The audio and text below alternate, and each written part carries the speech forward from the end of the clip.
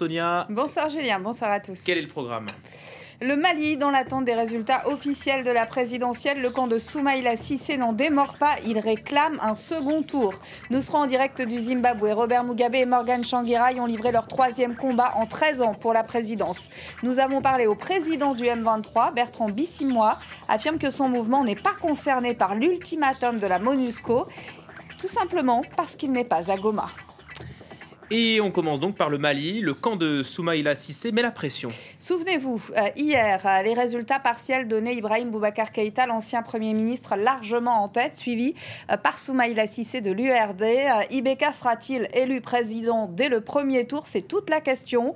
La jeunesse de l'URD s'est rassemblée au Palais de la Culture aujourd'hui. Ils ont montré leurs propres résultats, leurs propres chiffres et campent sur leur position. Pour eux, un second tour doit avoir lieu. Nous sommes en ligne avec notre correspondant à Bamako, Serge Daniel.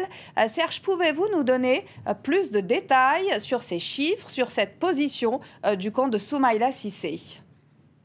Alors, ce que disent les partisans de Soumaïla Cissé, c'est à coup sûr, c'est une citation, à coup sûr, à 100%, il y aura un deuxième tour pour connaître le nom du futur président malien. Ils sont rentrés dans les chiffres en disant, si le ministre de l'administration territoriale, dont d'ailleurs il demande la démission parce qu'il aurait pris, selon eux, parti pour un des candidats, et si le ministre de l'administration territoriale évalue à 53% le taux de participation, cela donnerait, selon l'URD, pour le moment, 3 600 électeurs, et qu'un candidat, pour passer au premier tour, devrait avoir 1800 voix, 1 800 000 voix, et que donc actuellement, au stade où les deux comptes, il faut encore 700 000 autres voix pour qu'un candidat passe au premier tour, et que c'est impossible d'assister à ce schéma-là. Donc pour eux, il y aurait bel et bien un deuxième tour à la présidentielle pour connaître le nom du futur président de la République du Mali. Serge, au moment où nous nous parlons ce soir, où en est le dépouillement ? Alors, le dépouillement se poursuit, et d'après nos informations, jeudi, donc dans 24 heures maintenant, le ministère de l'administration territoriale devrait pouvoir donner tous les résultats provisoires, mais définitifs, mais provisoires de l'élection présidentielle, du premier tour de l'élection présidentielle. Pour le moment, toutes les parties ici appellent au calme, y compris d'ailleurs l'URD, les partisans de Soumaïla Cissé qui revendiquent le deuxième tour. Tout le monde appelle au calme. Un des porte-parole de Soumaïla Cissé nous a par exemple dit tout à l'heure, il s'appelle Madou Diallo, il nous a dit « Nous sommes légalistes, nous allons introduire des recours en annulation, nous sommes contre la violence et nous appelons nos militants à la retenue. » Serge Daniel à Bamako, merci Serge. On revient à présent sur cette zone de sécurité imposée par la MONUSCO dans l'est de la RDC. Et ce plan est une première. Cette zone est longue d'une vingtaine de kilomètres autour de l'axe Goma-Saké. La force de l'ONU impose aux éléments des groupes rebelles se trouvant à l'intérieur de cette zone de désormais, avant jeudi 16h local, sous peine de recourir à la force. Nicolas Germain nous décrit un ultimatum qui a plus valeur de symbole. Explication. La nouvelle brigade d'intervention de l'ONU est prête pour sa première opération dans la région de la ville de Goma. La MONUSCO a lancé un ultimatum à toute personne armée dans cette zone qui n'appartient pas aux forces gouvernementales. Après 16h, jeudi 1er août, ces personnes seront considérées comme une menace physique imminente pour les civils. Et la MONUSCO utilisera tous les moyens nécessaires pour les désarmer. Le Conseil de sécurité avait autorisé la création de cette brigade d'intervention après la brève prise de Goma par les rebelles du M23 en novembre. Ce mercredi, nous avons joint le président du M23. Il dit que l'ultimatum ne concerne pas son mouvement car il ne se trouve pas à présent à Goma. Mais que si la MONUSCO l'a lancé en pensant au M23, alors selon lui ce serait grave. Si par aventure la MONUSCO nous opposait son ultimatum, nous considérons qu'il est inacceptable que la MONUSCO, qui s'est tue pendant toute la durée des affrontements entre notre armée et l'armée gouvernementale, choisisse ce moment où les combats se sont complètement arrêtés sur la ligne de front pour proférer des menaces guerrières. Pour certains analystes, comme le M23 n'est pas à Goma, l'ultimatum de la MONUSCO est avant tout symbolique. Il vient rappeler que pour la première fois de son histoire, une force onusienne est dotée d'un mandat offensif. Oui, dans ce conflit, le viol est une arme de guerre. Le dernier rapport de l'Agence pour les réfugiés de l'ONU est sans appel. Les statistiques recueillies par le HCR sont alarmantes. 705 cas de violences sexuelles ont été recensés depuis le début de l'année au Nord Kivu, contre 108 cas en 2012. Les victimes identifient clairement les éléments des groupes armés. Le reste de l'actualité africaine en bref et en images, Sonia. Il avait limogé la semaine dernière l'ensemble de son gouvernement. Le président du Sud-Soudan, Salva Kiir, en a formé un nouveau. Et parmi les nouveaux venus, Kyol Manyang au ministère de la Défense, jusque-là à la tête de l'État instable de Jonglei. J'ajoute qu'après 4 jours de détention à Djouba, 2 journalistes ougandais ont été relâchés. En Tunisie, les mauvaises nouvelles se succèdent pour le gouvernement islamiste. Le ministre de l'Éducation laïque, Salem Labié, a démissionné. Dernière secousse politique après l'assassinat du député d'opposition, Mohamed Brahmi. Le ministre de la Culture, également sans étiquette politique, pourrait faire de même. Un symbole fort, la mission de l'Union africaine a rencontré l'ancien président égyptien, Mohamed Morsi. Nous avions suivi la réaction de l'Union africaine après le coup de force de l'armée. L'organisation avait suspendu l'Égypte de ses travaux. Et bien aujourd'hui, en rendant cette visite à l'ex-président islamiste détenu, l'Union africaine joue les médiateurs. L'ancien président malien, Alpha Oumar Konaré, menait la délégation. Allez, on termine ce journal de l'Afrique au Zimbabwe. Série d'élections ce mercredi.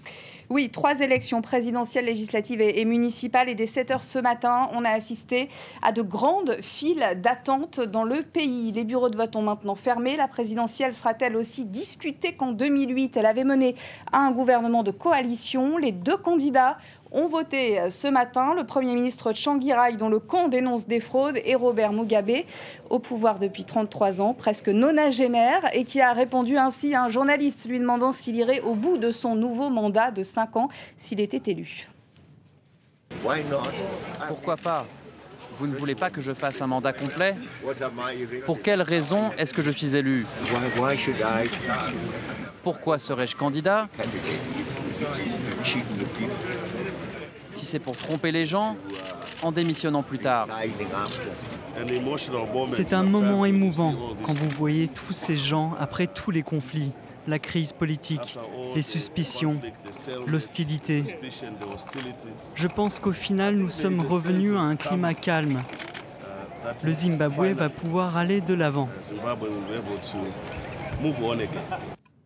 Et nous rejoignons immédiatement Caroline Dumais, notre envoyée spéciale à Harare. Les 2 camps semblent très confiants dans la victoire. Comment s'est déroulée cette journée de vote, Caroline ? Écoutez, elle s'est plutôt bien déroulée, en tout cas sur le plan des opérations et de la logistique. Les bureaux ont ouvert comme prévu à 7h du matin, ont fermé comme prévu à 7h du soir pour la plupart d'entre eux. Et c'est vrai, pas d'intimidation, pas de violence, une organisation plutôt bonne un peu partout dans le pays. Mais en début d'après-midi, on avait déjà le mouvement démocratique pour le changement, le mouvement d'opposition de Morgan Tsvangirai, qui a annoncé qu'il y avait quand même de nombreuses anomalies sur les listes électorales et que des milliers de leurs partisans n'ont pas pu voter parce qu'ils n'étaient pas inscrits sur les listes. Une information qui a été contrée en fin d'après-midi par la commission électorale, qui a considéré que ces électeurs qui n'ont pas pu voter en fait étaient mal enregistrés. Donc tout ça, il faudra vérifier dans les jours à suivre. À signaler quand même que les observateurs et l'Union africaine ont déjà fait savoir que les conditions de ce scrutin étaient correctes. Quel genre de président, de gouvernement espèrent les électeurs avec qui vous avez parlé ? Écoutez, les électeurs en fait au Zimbabwe, vous savez, 40% de la population a moins de 30 ans. Donc je crois que les gens veulent du changement, ils veulent un président plus jeune. Ils respectent beaucoup le héros de l'indépendance, Robert Mugabe, mais je pense qu'ils en ont un peu assez des leçons d'histoire et qu'ils veulent que leur pays en fait aille de l'avant, que leur pays ressemble à l'Afrique du Sud, que leur pays soit prospère, qu'il y ait des investisseurs, que l'agriculture se remette à exporter. C'est ça la vision un petit peu des Zimbabwéens.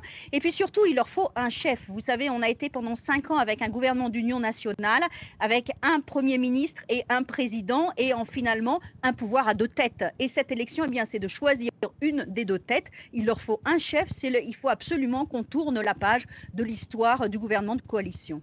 Personnellement, Caroline, vous qui connaissez bien ce pays et qui avez déjà couvert d'autres élections, des élections précédentes au Zimbabwe, quel regard avez-vous porté? Qu'avez-vous observé particulièrement aujourd'hui? Non, je pense qu'il est évident que les élections sont beaucoup mieux passées qu'en 2002 et qu'en 2008.